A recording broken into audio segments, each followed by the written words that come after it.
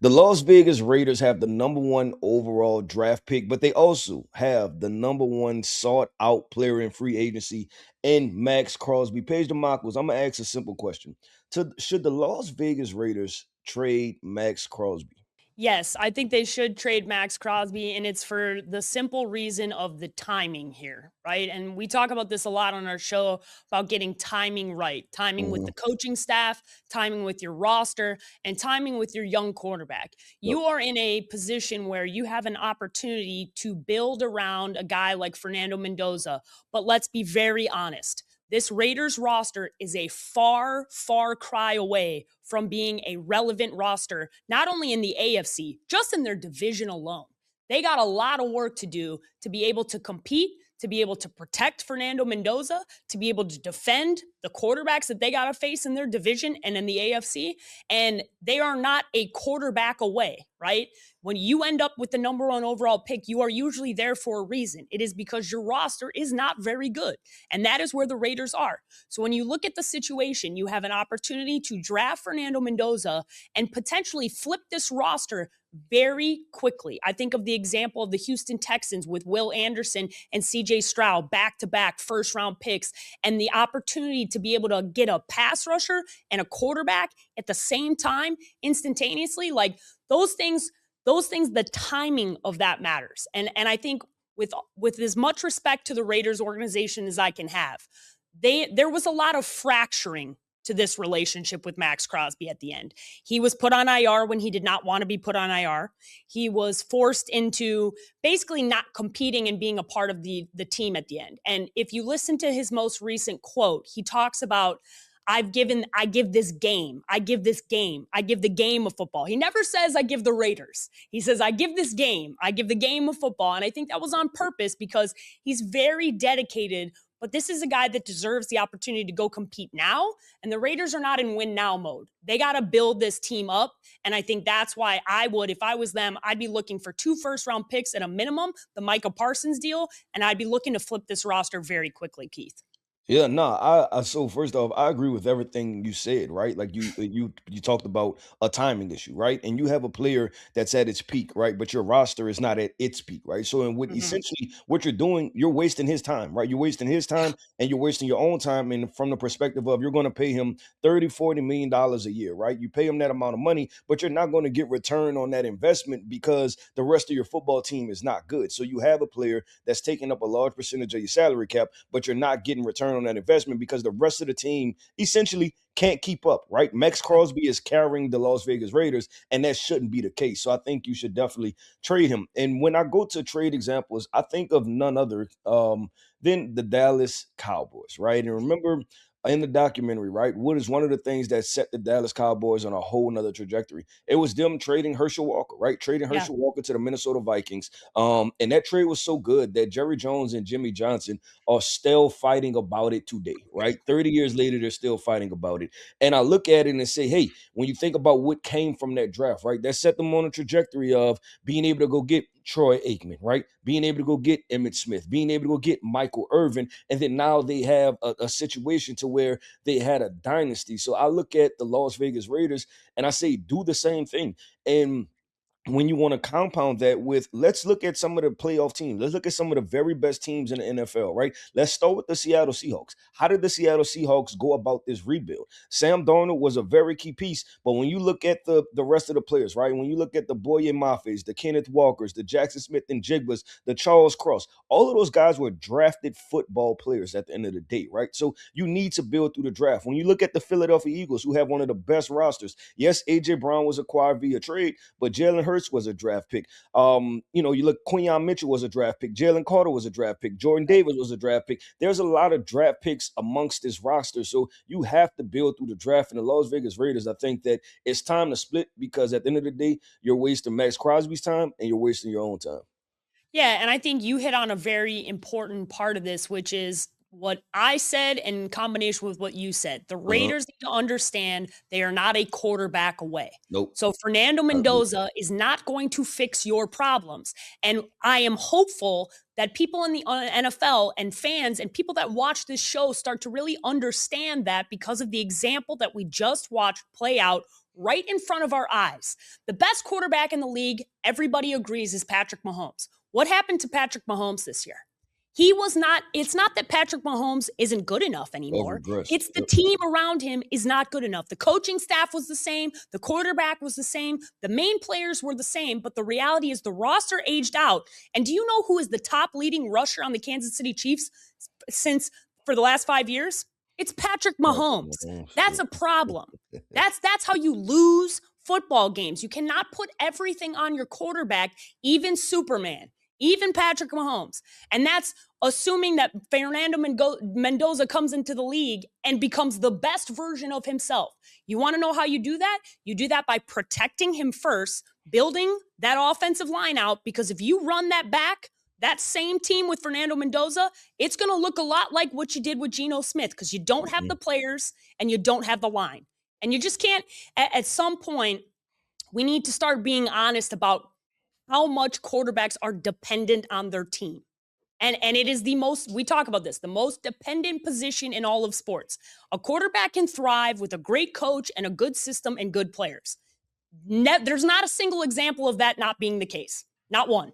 So this example of watching Sam Darnold in the reclamation project of what he was with the Jets to now what he is now to win a Super Bowl, what you said rings perfectly true. Look at all those draft picks they hit on to build that roster up to then bring Sam Darnold in to take them over the top. The Raiders are not a quarterback away. So what do you need to do? You need to acquire draft picks. You need to flip your best asset, Maxx Crosby, to get yourself 2 firsts and hopefully a starter to instantaneously make this better. Make this better. And that's I don't even think it's a really tough call, especially considering how fractured the relationship is based off of what happened at the end of the season. I think that plays a huge factor too, Keith. Yeah, no, I agree. I'm looking at this from the perspective. It was one thing you started to get into, and I want to fully flesh out that idea for the listeners. And that's surrounding the young quarterback with Yeah. pieces, right? And how important that is. And listen, they have Ashton Genty, they have Brock Bowers, right? But outside Yeah. of that, the cupboard is bare, right? When is the last time that we said the Las Vegas Raiders had a good offensive line? When is the last time we said that they had a good defensive line, right? The trenches win championships in the NFL and wins playoff games. And if you want to start to turn the I guess turn the tide, right, for the Yeah. Las Vegas Raiders, you have to get better in the trenches. I think they have to invest draft picks in that. And I look at, even if we want to say recent examples, right?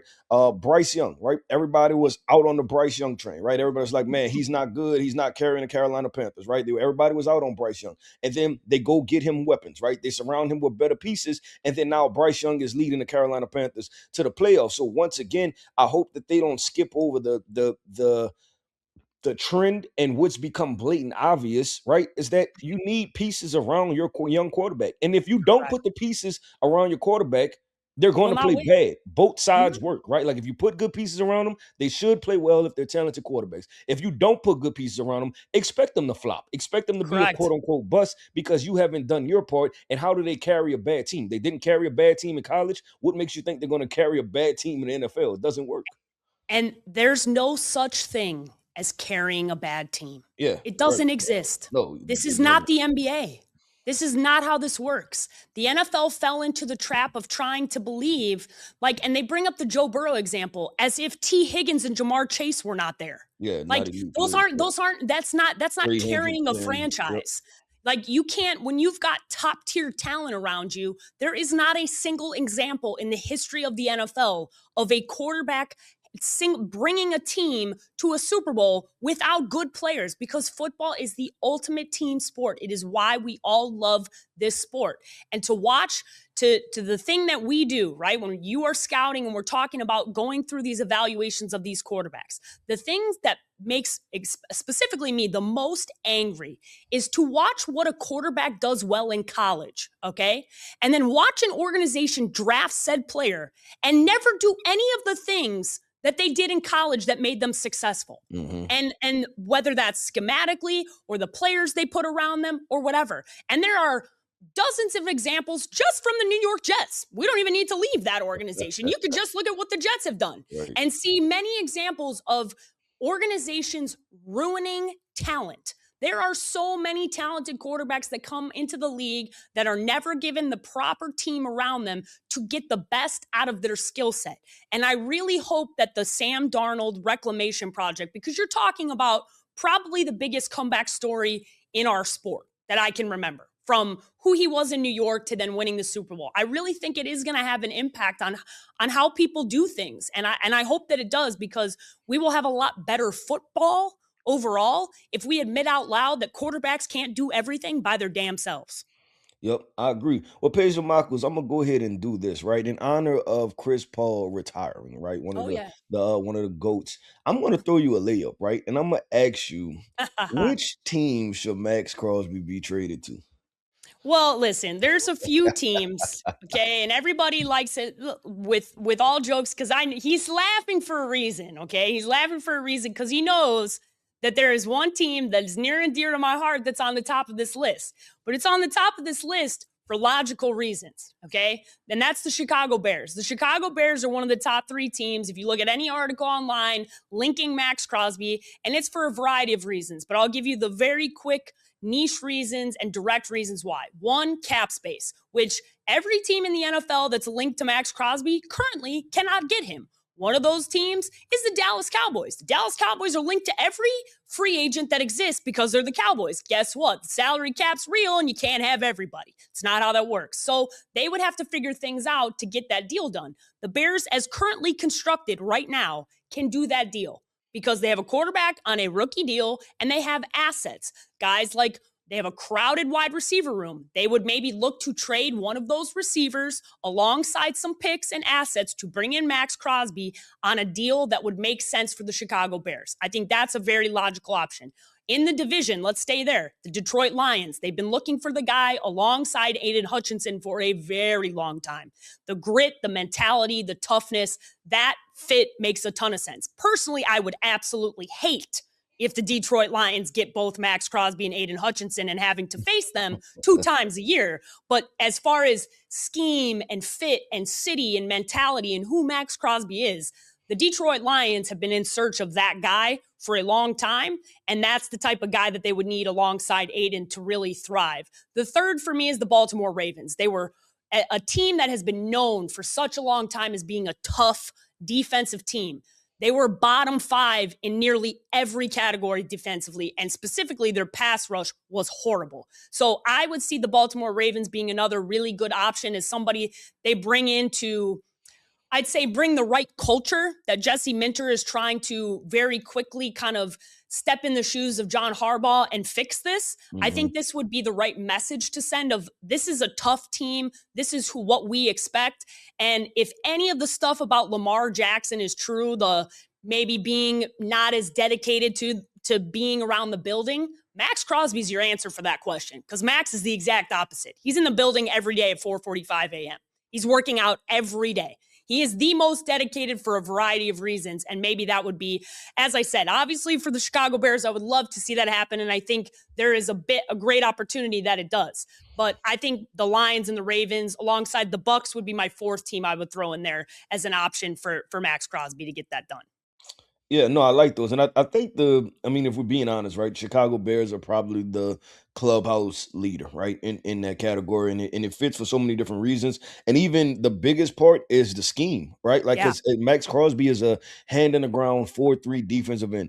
That's what the Chicago Bears do, right? Not every team does that. I like you calling out the Detroit Lions because they're the same exact way, right? Mhm. Not every team that has an edge rusher, they utilize them in that way. I think those two teams are very good fits. I have 3 teams that I came up with. One, I put the Dallas Cowboys up there Of just course you because did. they're the Dallas Cowboys, right? We Of got to see what's course. gonna happen. It's Jerry's world. We need controversy. Let's see what's gonna happen. But two teams that I went with. One, the Los Angeles Chargers, right? Khalil Hmm. Mack is getting older, right? He's getting I older. like that one. And then also they got rid of Joey Bosa last year, right? Joey Bosa is now on the Buffalo Bills, and you're talking about John Harbaugh, Jim Harbaugh. I'm sorry, Jim the Harbaugh. John and Jim. Yeah, Jim is a guy, right, that wants to play what good defense, right, and run the football. Part of that playing good defense is being able to get after the quarterback, right, and they need another ace pass rusher. Like I said, Bosa's not there anymore, and Khalil Mack is getting a year older. I think you need somebody to be able to kind of segue that too, and I think he can be that ace in the hole edge rusher